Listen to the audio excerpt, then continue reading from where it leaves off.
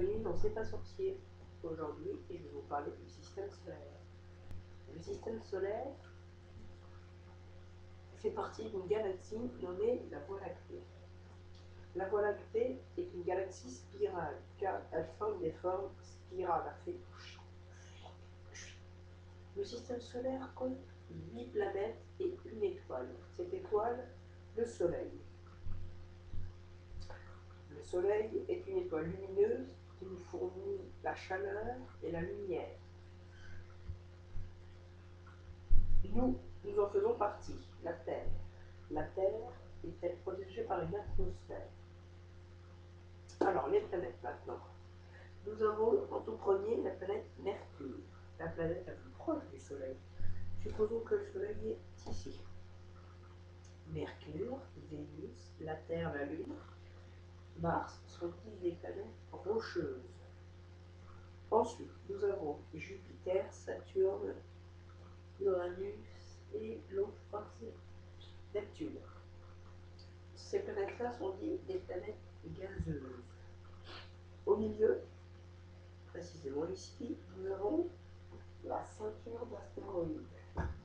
Alors, qu'est-ce que c'est que cette ceinture? Attendez, je vais vous dire.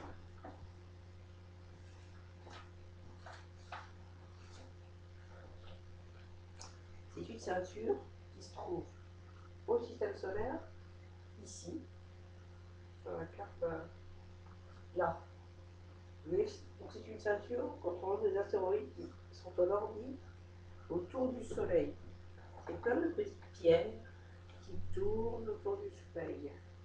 Dès qu'ils vont en orbite, et des fois, il y en a qui s'échappent et elles prennent une autre orbite. Oui, mais comme ça, il y en a qui peuvent faire ça, et des fois, paf, c'est la collision.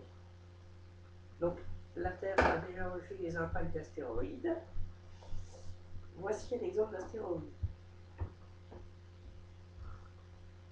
Donc, comme vous pouvez le voir, ça fonce à pleine vitesse, et quand ça arrive, ça explose. Alors, on va parler d'une planète en particulier. La planète Jupiter. Alors, vous voyez, donc Jupiter est la planète la plus grosse du système solaire. Elle comporte un anneau. Cet anneau est assez grand. Alors, elle a 16 satellites. Donc Jupiter est une planète gazeuse. C'est-à-dire qu'à sa surface, les molécules peuvent bouger dans tous les sens. Elles sont en activité. Contrairement à d'autres planètes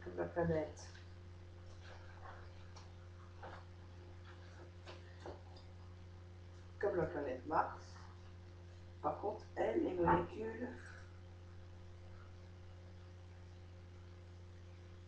comme vous pouvez voir, elles sont extrêmement serrées. Donc, par exemple, le sol de Mars, très solide. Le sol de Jupiter, on peut appuyer dessus. Donc, ce sont dit, ça c'est une planète rocheuse. Par exemple, Mars comporte 2 satellites. Ce sont en fait des petites lunes.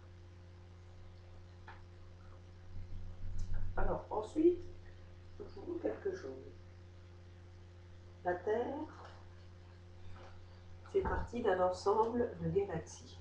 La galaxie la plus proche de nous, Andromède, comme vous pouvez le voir, font partie d'un ensemble de milliers de galaxies de milliards de millions.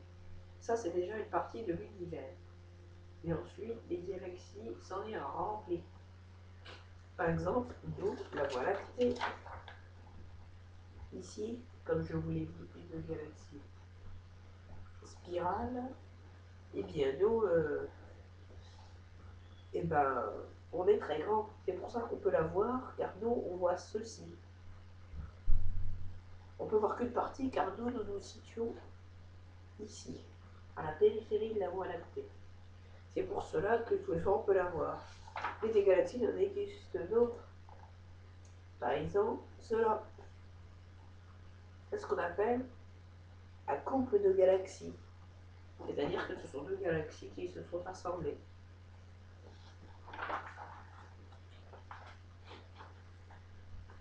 Mais surtout, ce qu'il faut retenir, c'est que dans le système solaire, avant, on comptait 9 planètes. Celle qui manquait, c'était Pluton. Mais elle était tellement petite comparée aux autres planètes que on a décidé de le nommer comme une planète. Voilà les raisons pour on a pu appeler. Alors j'espère que cette émission vous a plu. C'était la première fois, donc la prochaine fois nous parlerons des comètes et des astéroïdes.